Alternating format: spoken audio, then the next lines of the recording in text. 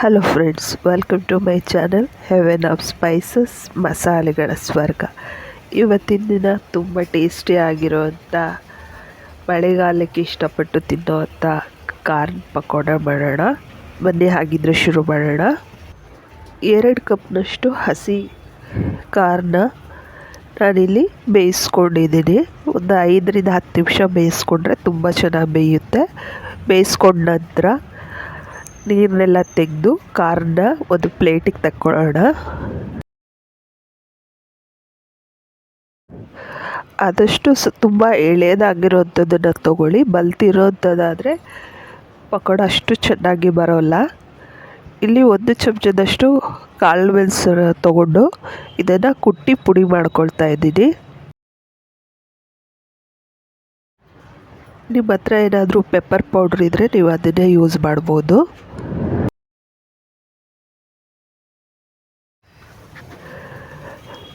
ಬೇಯಿಸ್ಕೊಂಡಿರೋಂಥ ಕಾರ್ನಿಗೆ ಈ ಕಾಳು ಮೆಣಸನ್ನ ಸೇರಿಸೋಣ.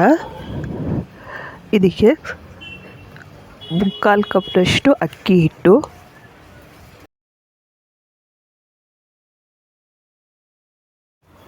1 ಕಪ್ನಷ್ಟು ಕಡಲೆ ಹಿಟ್ಟು ಸೇರಿಸೋಣ. ಇದಕ್ಕೆ ನೀರೆಲ್ಲ ಹಾಕೋ ಅವಶ್ಯಕತೆ ಇಲ್ಲ, ಇಷ್ಟರಲ್ಲೇ ಕಲಿಸ್ಕೊಳ್ಳಿ. ಈಗ ಒಂದು ಸ್ವಲ್ಪ ಶುಂಠಿ ಬೆಳ್ಳುಳ್ಳಿ ಪೇಸ್ಟ್ ಮಾಡ್ಕೊಳ್ಳೋಣ, ತರಿಯಾಗಿ ಕುಟ್ಟಿ. ಒಂದು 10ರಿಂದ 15 ಬೆಳ್ಳುಳ್ಳಿ ಹೆಸರುಗಳು, 1 ಇಂಚಿನಷ್ಟು ಶುಂಠಿ ಹಾಕ್ಕೊಂಡು ಸ್ವಲ್ಪ ರಫಾಗಿ ಕುಟ್ಟಿ ಹಾಕೊಳ್ಳೋಣ. 1 ಚಮಚದಷ್ಟು ಚಿಲ್ಲಿ ಸಾಸ್ ಹಾಕೊಳ್ಳೋಣ.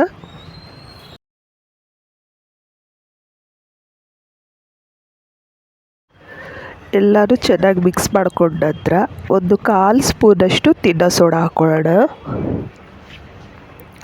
ಇದಕ್ಕೆ ನೀರು ಹಾಕೋ ಅವಶ್ಯಕತೆ ಇಲ್ಲ, ಹಾಗೆ ಮಿಕ್ಸ್ ಮಾಡ್ಕೊಳ್ಳಿ. ಇನ್ ಕೇಸ್ ಏನಾದರೂ ತುಂಬ ಗಟ್ಟಿಯಾಗಿದೆ, ಬೈಂಡಿಂಗ್ ಆಗ್ತಾಯಿಲ್ಲ ಅಂದರೆ ಮಾತ್ರ 2ರಿಂದ 3 ಸ್ಪೂನಷ್ಟು ನೀರನ್ನ ಸೇರಿಸಿ ಕಲಿಸ್ಕೊಳ್ಳಿ. ಇದು ಇಷ್ಟಕ್ಕೆ ಸರಿಯಾಗಿ ಬೈಂಡಿಂಗ್ ಆಗುತ್ತೆ. ಆಗಲಿಲ್ಲ ಅಂದರೆ ಮಾತ್ರ ಸ್ವಲ್ಪ ನೀರನ್ನ ಸೇರಿಸ್ಕೊಂಡು ಕಲಿಸ್ಕೊಳ್ಳಿ. ನೋಡಿ, ಈ ಹದಕ್ಕೆ ಹಿಟ್ಟು ರೆಡಿ ಆಗುತ್ತೆ. ತುಂಬ ನೀರಾಗೋದು ಬೇಡ.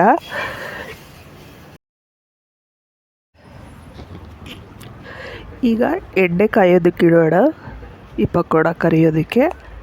ಈ ಪಕೋಡಗಳನ್ನ ಆದಷ್ಟು ನೀವು ಬಿಸಿ ಬಿಸಿಯಾಗಿಯೇ ತಿನ್ನಬೇಕು. ಆರಿದರೆ ತಿನ್ನೋದಕ್ಕೆ ಸ್ವಲ್ಪ ಗಟ್ಟಿ ಅನಿಸುತ್ತೆ. ಆದ್ದರಿಂದ ಫ್ರೈ ಮಾಡಿದ ತಕ್ಷಣ ಇಮಿಡಿಯೇಟಾಗಿ ಸರ್ವ್ ಮಾಡಿ. ಇನ್ ಕೇಸ್ ಏನಾದರೂ ನೀವು ರೆಡಿ ಮಾಡಿ ಆಮೇಲೆ ಸರ್ವ್ ಮಾಡ್ತೀರಾ ಅಂದರೆ ಇನ್ನೊಂದು ಸರಿ ಆಯಿಲಲ್ಲಿ ಹಾಕಿ ಸ್ವಲ್ಪ 1-2 ಸೆಕೆಂಡು ಬಿಟ್ಟು ಆಮೇಲೆ ಸರ್ವ್ ಮಾಡಿದರೆ ತುಂಬ ಚೆನ್ನಾಗಿರುತ್ತೆ. ಮೀಡಿಯಮ್ ಫ್ಲೇಮಲ್ಲಿ ಇದನ್ನು ಫ್ರೈ ಮಾಡೋಣ. ಇದು ಬೇಯೋದಕ್ಕೆ ಸ್ವಲ್ಪ ಟೈಮ್ ತೊಗೊಳುತ್ತೆ, ಆದ್ದರಿಂದ ಮೀಡಿಯಮ್ ಫ್ಲೇಮಲ್ಲೇ ಇದನ್ನು ಫ್ರೈ ಮಾಡ್ಕೊಳ್ಳಿ.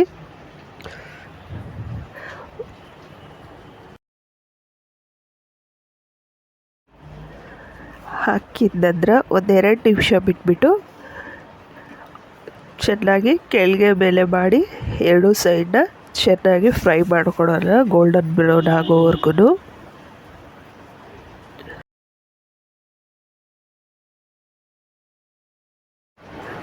ನೀವು ತುಂಬ ಎಳೆದಾಗಿರೋಂಥ ಕಾರ್ನ ತೊಗೊಂಡ್ರೆ ಬೇಯಿಸ್ಕೊಳ್ಳೋ ಅಂಥ ನೀಡೇನಿಲ್ಲ, ಡೈರೆಕ್ಟಾಗಿ ಕಾರ್ನ ಹಾಕ್ಕೊಂಡು ಮಾಡ್ಕೊಳ್ಬೋದು.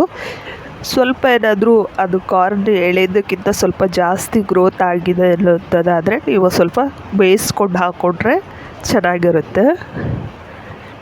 ನೀವು ಇದನ್ನು ಈವ್ನಿಂಗ್ ಟೈಮಲ್ಲಿ ಸ್ನ್ಯಾಕ್ಸ್ ಆಗಿ ಮಾಡ್ಕೊಳ್ಬೋದು. ಸಾಸ್ ಜೊತೆ, ಚಟ್ನಿ ಜೊತೆ ತಿನ್ನೋದಕ್ಕೆ ತುಂಬ ಚೆನ್ನಾಗಿರುತ್ತೆ. ಖಂಡಿತ ಟ್ರೈ ಮಾಡಿ ನೋಡಿ. ಇವತ್ತಿನ ವಿಡಿಯೋದಲ್ಲಿ ನನ್ನ ವಾಯ್ಸು ಸ್ವಲ್ಪ ಚೇಂಜ್ ಆಗಿದೆ, ಯಾಕೆಂದರೆ ತುಂಬ ಕೋಲ್ಡ್ ಆಗಿದೆ. ಹಾಗಾಗಿ ಫೀವರ್ ಇರೋದ್ರಿಂದ ವಾಯ್ಸ್ ಸ್ವಲ್ಪ ಚೇಂಜ್ ಆಗಿ ಬಂದಿದೆ. ಅಡ್ಜಸ್ಟ್ ಮಾಡ್ಕೊಳ್ಳಿ ಪ್ಲೀಸ್. ವಿಡಿಯೋ ನೋಡಿದ್ದಕ್ಕೆ ಧನ್ಯವಾದಗಳು. ರೆಸಿಪಿನ ಮಾಡಿ ಹೇಗೆ ಅನ್ನಿಸ್ತು ಅನ್ನೋದನ್ನು ಕಮೆಂಟ್ ಸೆಕ್ಷನಲ್ಲಿ ಹಾಕೋದನ್ನು ಮರಿಬೇಡಿ. ಮತ್ತೊಮ್ಮೆ ವಿಡಿಯೋ ನೋಡಿದ್ದಕ್ಕೆ ಧನ್ಯವಾದಗಳು.